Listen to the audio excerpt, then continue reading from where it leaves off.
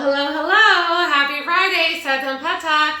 I am Sarah of Expat in Croatia, and this is 5 Question Friday. Every Friday at 5 o'clock Croatia time, I answer 5 questions from people who have sent them in on Instagram, Facebook, Twitter, LinkedIn, expatincroatia.com, email, my consulting sessions, and people who yell at me. So I've got 5 great questions, plus a bonus 6th question. So you may have heard Instagram gobbled up our last episode from last Friday. It was very distressing. This is not the first time this has happened. It will not be the last time that this happens. But they used to have this option where you could download it as a backup, and then they took it away, and so it's just when it disappears, it just disappears, and there's nothing you can do about it. So anyways, Danielle put out a survey on stories this week to see which question you'd like to see re-answered, and we do have that magic bonus 6th question from last week. So I will answer that at the end of this after this week's questions. Aw, every Friday I'm waiting for you. Thank you guys for being here today. So just a few, things before we get into the questions. Gosh, I was sick for 2 weeks, and I gotta say I had very interesting. I was really thinking about doing a Today in Croatia episode about it, but then in the end, I just didn't do it. But last week I went to the doctor because it was just dragging on and on and on. And my ear was clogged for 2.5 months. And she was poking around in there trying to figure out what it was. And all of a sudden it just popped. And she freaked out because she thought that she had done something wrong. And I'm going to tell you, I felt like $1 million after that. I have been flying high for the last week since she did that. And when I first got there, she was like, have you put anything in your ear? And I said, I put rakia in my ear. And she laughed at me. And I was like, look, I have lived here for 11 years now, during which for 11 years, every Croatian I've ever met has told me how rakia solves every single problem known to man when it comes to your body and health. So of course I put rakia in my ear. And her nurse, which was a man, it's not very often that you see a male nurse here, but anyways, the nurse, he kept popping his head into the office. He was like, you can use rakia for anything. You can put it on open wounds. You can, fix sore teeth. You can soothe your headache. You can, put it on broken bones. I mean, he just kept popping in and out of the door like Kramer from Seinfeld with these new things that you could use to solve rakia with. So I did not feel bad, even though the doctor did not approve whatsoever. And every single time he said it, she rolled her eyes. I feel like I was justified. Anyways, now that I can hear again, I feel great. All right. I wanted to give a shout out to Letitia. Letitia and I had a consulting session this week, and she's a fan of 5 questions. And so, hello, Letitia. Also, for those of you who do not know, there is a group on Facebook for Americans living in Croatia. For clarification, U.S. citizens living in Croatia. I am the admin of that group, and we are going to have our first ever Americans Living in Croatia event. It's going to be on April 1st. If you are interested in that event and you're not in the group, go to Facebook, type Americans Living in Croatia. You will find our group. I will add you, and then you can join that event. And what's going to be extra special about that event is we are going to have 2 tax lawyers from America as well as a tax advisor from Croatia who are going to make a presentation on the double taxation treaty. So that should be really informative. In addition to that, my colleague Maria is going to an event next week, which is going to be a presentation on the double taxation treaty between America and Croatia, which it's not in place yet. It's been signed. It has not been ratified, so it's not active. But now that we are in the last throes of making it active, there's all these events so we can actually learn what this means. So if you have any questions about the double taxation treaty, please send us a DM, and Danielle will add it to our running list of questions that we're going to get answered. So thank you so much for that. So that is all of the stuff I want to say at the top of this. If you're just joining us, I'm Sarah of Expat in Croatia, and I'm going to answer 6 this week questions about Croatia. So let me grab the first one. if my phone will open. Oh, there it is. Okay, great. All right, so this came in from Constantine on one of my consulting sessions, and he asked, do I need cash while living in Croatia? Does Croatia use contactless payments? Yes, Croatia does use contactless payments, and yes, you need cash. So it's not like it used to be. You can use cards at a lot more places than you used to be able to use cards. But that doesn't mean that you can exist in Croatia without any cash at all. So whenever I go to the States, I can function with just my debit card and that alone. I don't have to take out any cash. I can function entirely with a card.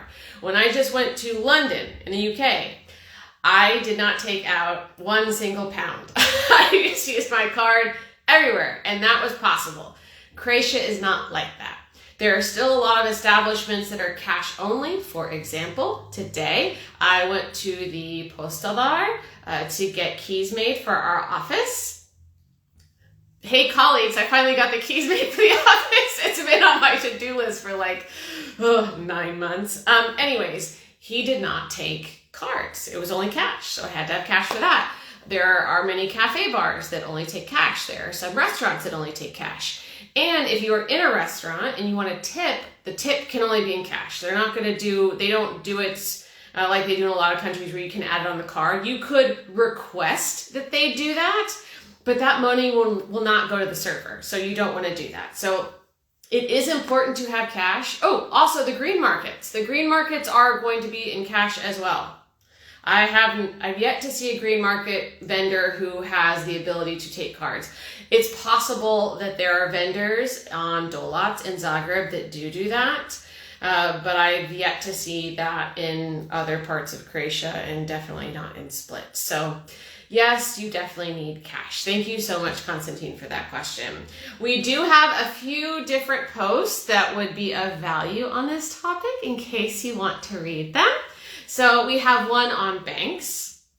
We have one on transferring money from abroad to Croatia, and we have one on how to pay bills. If you want any of those guides, send us a DM and Danielle will send them to you. Okay, next is Olga. This came in through our special, one-of-a-kind 5-question Friday form, which you can find on our website. You can find it in the link in our profile. You can find it in the caption, and you can find it in our newsletter. So, oh, and I should say this. Why should you fill out the form instead of just sending us a DM with a question? It all goes into the same queue, but I will say this. We do tend to answer 5-question Friday submissions on that form faster than everyone else's. So, FYI, food for thought. All right, is it allowed for an EU citizen to put the house into this third national spouse name through the gift process? So I want to break that down a little bit. So the question is, an EU citizen owns a property. They wish to gift this to their spouse who is a non-EU citizen, a third country national is what we call them. It is possible in certain cases and not in others. So I will explain. Whenever you want to buy property in Croatia as a non-EU citizen, you have to look at the reciprocity agreement that is in place with your country, or if there is one at all, because some countries do not have reciprocity agreements in place with Croatia. If your country doesn't have a reciprocity agreement in place with Croatia, you cannot buy property here under that nationality.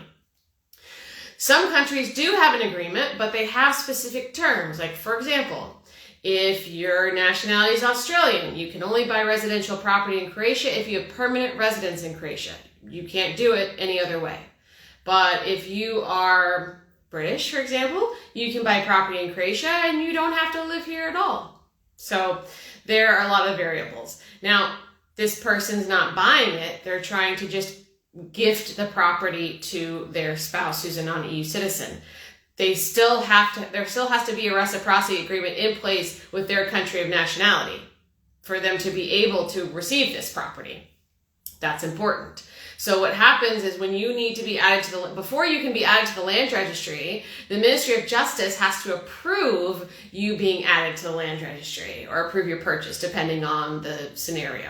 So that can take a couple of months. I've also heard it take as long as 6 months or 9 months. It really just depends on the situation. For me, it took 60 days, which I've heard is fast.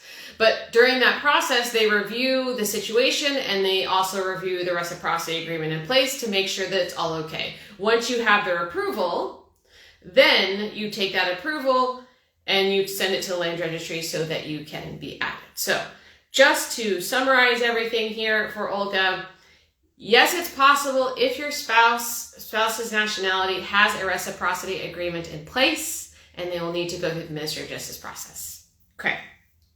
Oh, we have some posts. So we have a post that has a list of all the reciprocity agreements in place, and we also have a guide on how to buy residential real estate in Croatia as a foreigner. So if you want either of those guides, send us a DM. Okay, next. This comes from Philip, also through our 5-question Friday form. My wife and myself are UK nationals. We own a house on Korčula. We have temporary residence until 2024. We spend roughly half our time in the UK and the other half in Croatia. Border Patrol in France is not interested in our residence card and just stamp our passport. If we stay more than 90 days in Schengen, how do we prove we are entitled to when re-entering the UK? So, first of all, it's not that they're not interested in the residence card. It's just, it doesn't matter. Like it matters. It's important that you show your residence card when you're, going to and from Croatia or now the broader Schengen zone, because you need to show that you have a right to be in that, in Croatia. Oh, Schengen makes everything so much more complicated. It's important that you always show your residence card.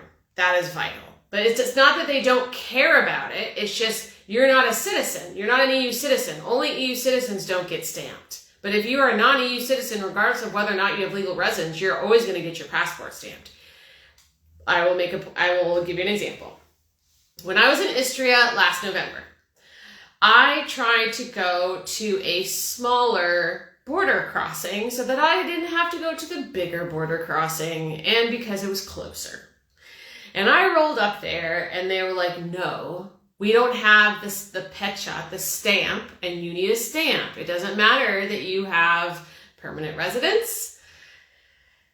You need a stamp because you are not a citizen. So I had to drive a 45-minute detour all the way to Dragonia in Slovenia to be able to cross the border. Now, that border doesn't exist anymore. Joke's on them. But that's my point. So it does matter. Now, the other side of this. They ask, if we stay more than 90 days in Schengen, how do we prove we are entitled to re-enter the UK? Well, you can't stay more than 90 days in Schengen. You can stay more than 90 days in Croatia if you have a residence permit, but you can't stay more than 90 days in Schengen. The Schengen rule still applies. It doesn't matter if you have residence in the Schengen area. You still can only spend 90 days within the Schengen zone as a tourist. That doesn't change. So that's a clarification I think that is really important. So I think that answers that question. We do have a guide on Schengen, which includes some frequently asked questions. So as we're getting questions about Schengen, we are adding them to the bottom of that post. If you would like it, please send us a DM. All right, it looks like we have a question that's come in. So let me scroll up and get that. Oh, hi, Diana. Okay, if I have a company in Croatia, the company can buy property. In this case, do they check the reciprocity agreement with my country? Or since the company is buying the property, it doesn't matter? That's a great question. They don't, because a Croatian company is considered a Croatian citizen. So all the rights and rules that apply to Croatian citizens apply to the company. But it's really important to understand that if you're opening up a company to buy property and that's it, you are obligated to a number of different things. And the list is way too long to describe right now. It all depends on your particular situation, but that obligates you to other stuff. So I don't advise that people open up a company purely to buy property, especially if they are a non-EU citizen. So FYI. Thank you so much, Diana, for that question. Okay, next. This is from Mary Ellen. I love Mary Ellen. She's in my book club. She submitted this through 5-Question Friday. We are U.S. citizens with temporary residence permits through prepayment of rent. While in Croatia, we applied for Croatian citizenship based on descent. Are we eligible to apply for the residence permit under humanitarian reasons when our temporary residence permits expire. According to your website, the humanitarian permit is specifically for those who qualify to apply for citizenship based on descent and plan to apply once they obtain residence in Croatia, but we've already applied. Also, if we are eligible, should we start the process immediately or wait until our temporary residence permits expire? Okay, so we pulled, and by we, I mean Andrea, pulled Article 79 of the Law on Foreigners, which governs the humanitarian reasons purpose for residence. So under humanitarian reasons, you have a number of different bases on which you can apply for residence. One of those is being a member of the Croatian people. Now, I'm going to read to you what it says from the law. Members of the Croatian nation with foreign citizenship or without citizenship who have a certificate from the state administration body responsible for relations with Croats outside the Republic of Croatia. So that is the only requirement. The only requirement is that they obtain this certificate of being a member of the Croatian people from the Office of Croats Abroad. This certificate is something that you obtain from them using documentation you've already provided for citizenship. So it is totally okay that they've already applied for citizenship. The reason that we word it this way in the post is because most commonly people are coming to Croatia to apply for citizenship, in which case they can get this from the very beginning.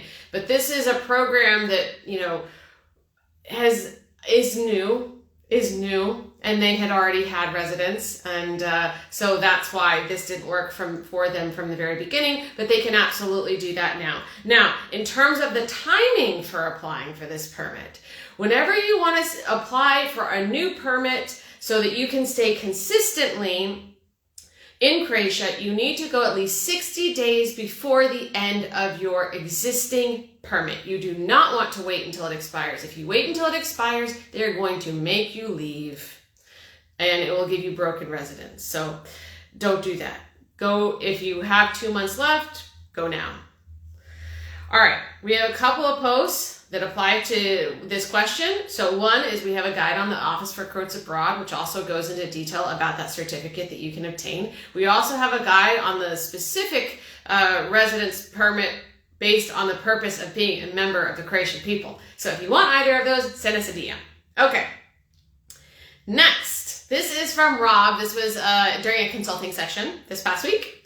When you started learning Croatian, do you feel like it unlocked some experiences that you otherwise would not have had? I thought this was a really lovely question. I told him so when he asked me that. And yes, absolutely, it unlocked experiences I wouldn't otherwise have had.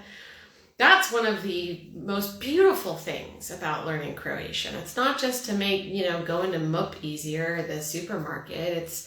It's about like peeking behind the curtain and seeing this whole other side to this country that you otherwise would not see if you didn't understand Croatian. So, it makes eavesdropping a whole lot easier. But it gives you insights into the Croatian culture. It also shows you what people's personalities are really like, because I have a lot of Croatian friends, and we predominantly speak in English because I've known them all for a long time, and that's just what I'm most comfortable in, and they're pretty comfortable with that as well. But it bums me out sometimes when I think about it, because there's this whole dimension to their personalities that I don't get to see, because your true personality typically only shows when you're speaking in your native language. So if they're speaking to me in English and that's not their native language, then there's going to be this piece of their personality that is missing. So whenever they, sometimes they will reflexively speak in Croatian to me, because they just forget, but also it really excites me because I do always understand what it is that they're saying anyways, but that reflex of them speaking in the way that they're most comfortable, that's how I end up seeing those pieces of their personality that I don't otherwise see. And that is, I absolutely love that. I would say, I know I've talked a lot about why people should learn Croatian as much as they possibly can. So I won't completely regurgitate all of that, but I will continue to strongly encourage anyone who's living in Croatia or even visiting Croatia to learn as much as they possibly can within the realm of what's reasonable for them. Because it's only going to enhance your experience. And the more Croatian that you speak, the more you're able to bond with Croatians, and the more they're going to be willing to let you into their life and into their world. Because only speaking in English with Croatians is only going to take you so far. So yes, I've had some really beautiful experiences because of that. And you know what? I will call back to a video I made back in November. So when I was in Istria, I got invited into a home for Martinje, which is the day that apparently the wine is ready to drink. And it was maybe 10 people, and they were Istrians, Slovenians, and Slovenians, but they were speaking Istrian, Slovenian, Croatian, and Italian. And I couldn't understand the Italian, but I was able to understand most of everything else. And, I know that that's an invitation that wouldn't have come in the early years of me knowing them, but I've known them now 10 years. They know that I speak well enough Croatian that I could get by. And so I was able to have this experience I otherwise would not have had. If I had even if I had gotten that invitation, let's say early on, and I didn't know any Croatian, sitting there and experiencing that would not have been the same if I didn't understand what was being said. So for sure. And I'm really glad I got to answer this question. So thank you so much, Rob, for asking it. Okay. So that's it for our 5 questions, our new 5 questions. And now I'm going to do our bonus question from last week. So if you're just joining us and you have no idea what I'm talking about, last week Instagram ate 5 Question Friday, and it is just lost in the ether, never to be seen again. And so we put out a poll on stories this week to see which question you'd like to hear again. And this was the winner. This got 40% of the vote. So this question came from Sally on email.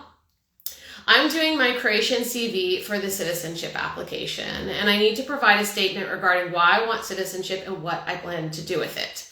Are there any wrong answers here or things I should avoid or minimize? Yes and yes. So I want to provide some context here.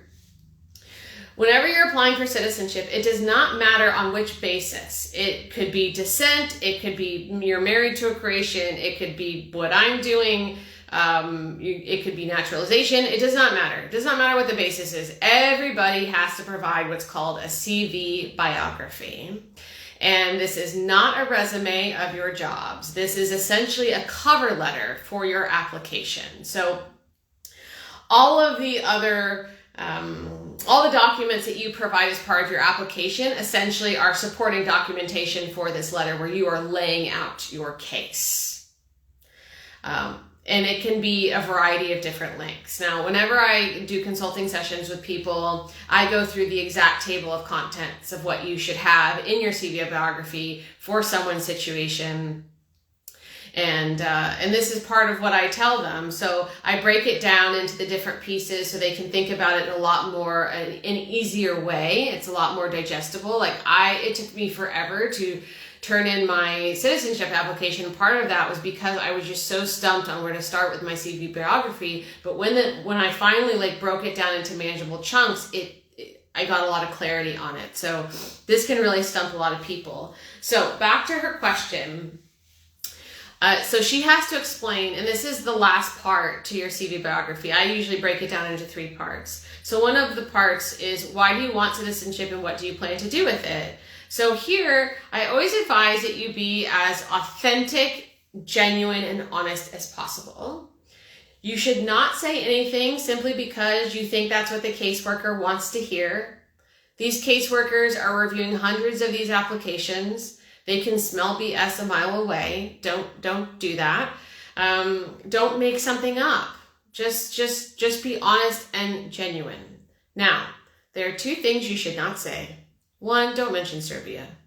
And don't say that you want to get Croatian nationality so that you can live in a country in the European Union that is not Croatia. That may seem like common sense, but you would be surprised. And please don't say that you want citizenship because of pursuit. True story. True story. So that's it. Just be honest. You can omit certain things if you feel like they're not going to be great for your case, but don't lie. Don't lie. Never lie to the Croatian government. So that's it. If you are interested in knowing more about how to get citizenship, we have a bunch of guides on them. We have some based on descent and being a member of the Croatian people and special interest and naturalization. We've got all of that. So just send us a DM. Let us know what your situation is and we can send you the right guide for your situation. And of course, if you ever need help with your citizenship, we can help with that too. So that's it. That's it for this week, guys. I feel like I've stumbled over my words a lot this week. Honestly, because I was like really down in the dumps with sickness for a couple of weeks, this week I have been an absolute machine. I have done so much. I've been so productive. But then at about like 1 o'clock this afternoon, I was like, oh, I'm losing steam. Oh, I'm getting tired. I don't know if I can finish this day. So I think that's why I'm like kind of sparking a little bit in my brain and talking over myself. And there's like a 50 cart pile up in my mouth. So thanks for your patience, guys. That's it. We're back next week for another edition of 5 Question Friday. And just please cross your fingers that Instagram does not eat this episode.